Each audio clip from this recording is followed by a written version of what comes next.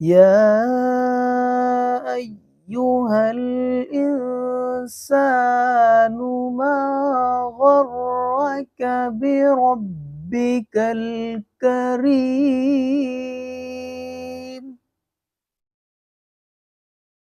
الذي خلقك فسواك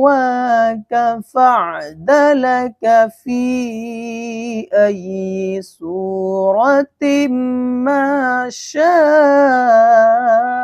ركبك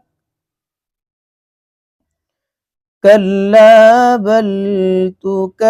تكذبون بالدين وإن عليكم لحافظين